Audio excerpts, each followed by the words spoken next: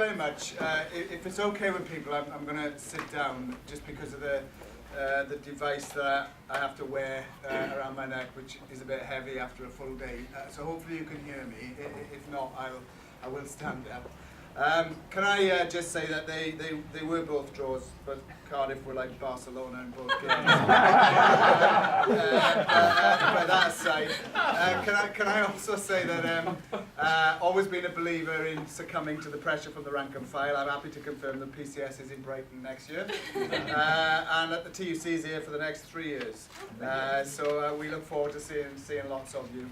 And as for Twitter, I do just want to confess that I was once told that I was trending on Twitter above Justin Bieber, which I said, what's trending and who's Justin Bieber? But I can tell you now that my dedicated staff won't allow me on Twitter because they're afraid of what I might say.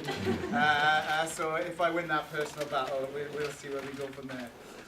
But it's great to be here, and it is always one of these meetings that I do like to make time to come and do when we're down in Brighton. And I've had a long history of speaking at LRC events, and whilst we often differ on the best way forward in terms of the best way to win some of our arguments vis-a-vis the Labour Party, I've always been a believer, and I know you have, that the key is whether you're in the Labour Party or not, there's far more unites us than divides us, and what we should do is work together rather than some of the silly sectarianism that we often see. And I just want to say now that there's never been a more important time for that principle than what we are about to go through. I was asked to say something briefly about what type of public services do we want or do we need.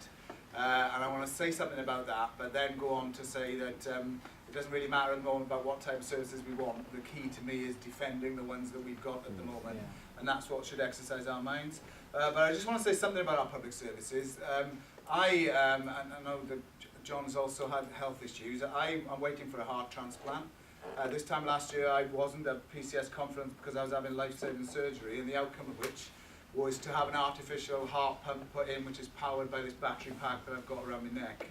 And that cost the NHS £130,000. It's technology that is, it's breakthrough technology, and it essentially makes a difference between whether people live or die. And when I had the surgery, it was one of the most chilling things I've ever been told. That I was told that I could have the surgery because I lived in London, and I lived in an area which was covered by the NHS, who were prepared to fund it. If I'd lived in Wales, as I hope to do again sometime in my later life, then they wouldn't have paid for the surgery. And what would have happened is that clearly, therefore, I wouldn't have survived. Now that's quite chilling, because actually it tells you that we've got the technology, we've got the expertise, we've got the ability to keep people alive, but there is a lottery as to where people live because of lack of funding and because of some of the issues in our NHS. And therefore that tells me right at a stroke what we need in our public services should be that they should be fully funded, they should be fully accessible, they should be available to people who need them when they need them, and not the plaything of the rich and powerful who ultimately cut our services, but they don't often depend on them because they can pay for the ones that they want. And to do that, to have the public services we need, we've got to fund them. And we can fund them by doing the public of this country the biggest service of all, which is to make the rich and powerful pay the tax that they routinely avoid.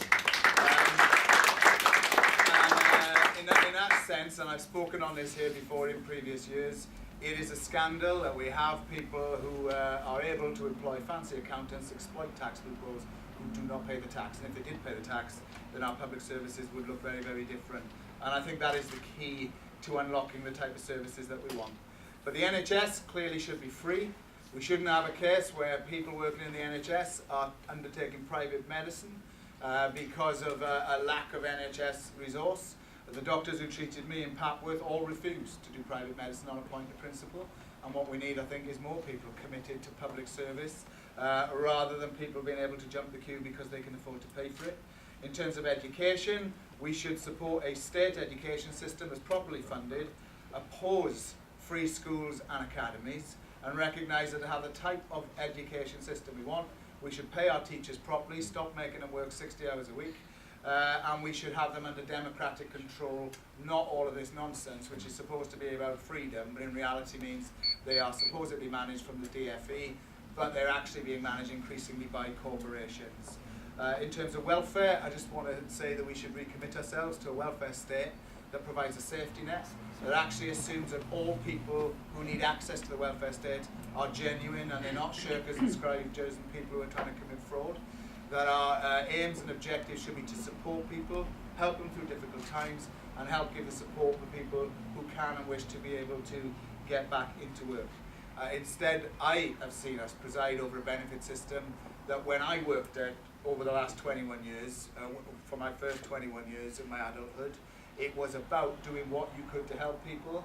And now we have a benefit system where our members are told to reduce footfall, keep people out of the offices, and then harass them on benefit sanctions. And anyone who has not read our evidence to the Select Committee on Department of Work and Pensions, do read it.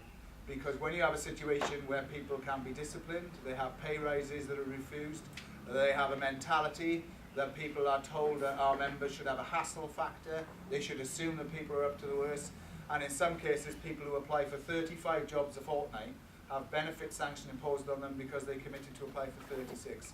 It is a scandal. And we have poverty in this country, and when you have a benefit sanction, all of your benefit is removed for a period of time, and then if you're lucky and get a hardship payment, you get some of it restored. That's a shocking system, and it's a shocking system in a country that is still the 7th richest in the world. And when people tell us our benefit system's too generous, go and compare what it is like in comparison with most countries in Europe. It is not generous, it is way behind the benefit systems they have in Scandinavia, in Germany and in France. So I hope we can all agree we should wish and hope for better.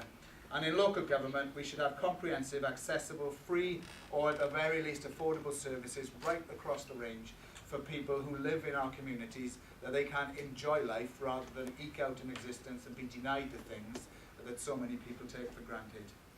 I would say that as part of the debate on the left about the future of our public services, we do genuinely, I think, need to have a discussion around devolution, around what is so-called localism, and whether services should more and more be delivered locally. I say that because there are some who will argue, George Osborne for one, that Devon Manc in Manchester is supposedly about giving people control of their services, whereas in PCS we have coined that pass the buck austerity.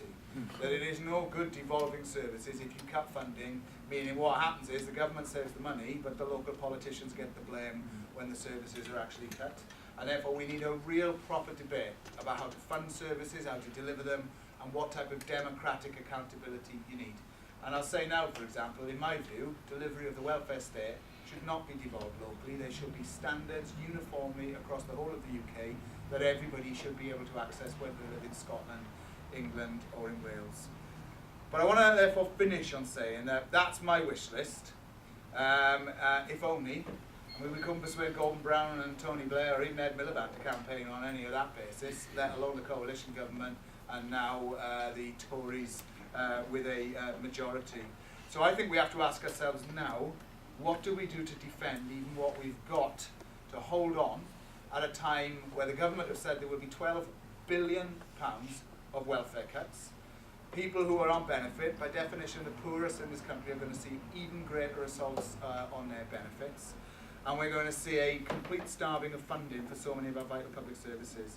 And from PCS's perspective, the answer has to be that you cannot duck the fact we've got to fight to defend the services that we've got. And to fight and defend those services means different tactics at different times, but ultimately they depend on us all saying we're committed to work together to fight to defend them. Sometimes that is through local campaigns, like defending some of our hospitals, where we've seen some great community campaigns, but the trade unions should be in there supporting and helping to fund those campaigns and work with local people. But other times the answer is to have strikes. And it is for trade unions to say actually they're prepared to take industrial action to defend people who work and deliver our services and the services themselves. And therefore, in a minute, or after you've collected the cups in, Candy's going to speak, who's our lead rep in the National Gallery, who's been disgracefully sacked, who PCS is supporting to the hilt, and she'll tell you about all the strikes we've had. And it is a brilliant indication of what you do to save services. We want the National Gallery free. It's a public asset. It should be free to the public, and it should be run by public servants. The people who are the trustees, some of whom are millionaires and possibly billionaires, they don't care about it being free. They like to see it as their plaything, and if they can privatise the workforce and make more profits on them, that's what they want to do. So what we've seen is a classic campaign. 24 days tomorrow of strikes, and a campaign supported by musicians, people across the culture sector, people like John, and trade unions. And that's the type of campaign we want, which is fairly upfront, quite militant, and is determined to actually win. And I think it's catching a mood, because we've asked every General Secretary in Britain to sign a letter saying they support the National Gallery. I should have told you this earlier. And put their name in a letter we want to send to the Guardian. Now I can tell you normally when PCS circulates letters to my colleagues and say, will you sign them? We are not exactly drumming them up in large numbers. 20 General Secretaries in 24 hours have asked to put their name in the letter. Now what that tells me is this is catching a mood. First really big dispute post the general election about everything we hold dear, and people want to be there and seem to support it. So we hope that people here will not just support Candy tonight, but will actually come to the national demonstration in Trafalgar Square on the 30th of May. It's not often you get to have a mass protest outside the door of the workplace, which is what we can do at the National Gallery, so I hope everybody will support that. But finally, I would also say that as part of this, we need to ensure that we mobilise people. 30th of May, People's Assembly on the 20th of June. Already it's anticipated over 100,000 people will attend the demonstration from the Bank of England in order to say we did not vote for the type of attacks we're going to get, and we're not prepared to put up with it. And that is something practical we can do. The final point is this. No matter how much campaigning we do and how much fighting we do to defend what we've got, in order to change things permanently for the better, we need different politicians and a different political system. The Tories will never give us the type of public services we want. It has to be said that the Labour leadership, either the one that's just gone or the ones who are campaigning for votes on the basis of Labour was too left-wing and we need more aspiration, they're not going to give us the public services we want. John McDonnell would give us the public services we want, so would Jeremy Corbyn, and so would some of the other MPs who are brave enough to stand up for us. So we've got to, I think, have a debate about, to get the things we want, how do we change politics in this country. And I'm quite pleased to say that this is the first public meeting I've addressed since our union today took a decision to submit a resolution to the TUC Congress in Brighton in September, calling for a major Labour movement campaign for proportional representation. We have long been supporters of proportional representation, but I tell you what, this election, the mood is changing. Long-standing opponents who always believed that the old system could deliver a better government than a Labour government are now coming to the conclusion, well, maybe that is not the case. People looked at the result in Scotland and said that the Tories and Labour got 40% of the votes between them, and yet they got 2 MPs. It worked against Labour in that election, and therefore what we want is a more democratic electoral system, not because we're anoraks, and not because we plot the graphs and look at all the trends, but because ultimately we think, across Europe, the most radical politics that you can see supported by millions comes under systems of proportional representation where every vote counts, and it opens a space for people to provide a far more radical alternative to the people. And I think if we had that here, it would mean not just a rejuvenation for the Labour left, it would mean a rejuvenation, I think, for anti-austerity politics across the board. And that is what we hope we can get, because we think it is a realisable thing in a changing world for people to say, well, maybe now is the time to argue for a different type of politics, which also includes the electoral system. Not everyone will agree with that, but I hope people can see why we are putting that forward. We need that debate. I hope you'll join us in that debate. I hope you will support the campaigns that you'll hear from tonight, and I hope all of us can recommit ourselves to say, desperately disappointing as it was on election night, we aren't going to be demoralised. We're determined to fight for what is right, and by God, we're going to have to fight for the next 5 years.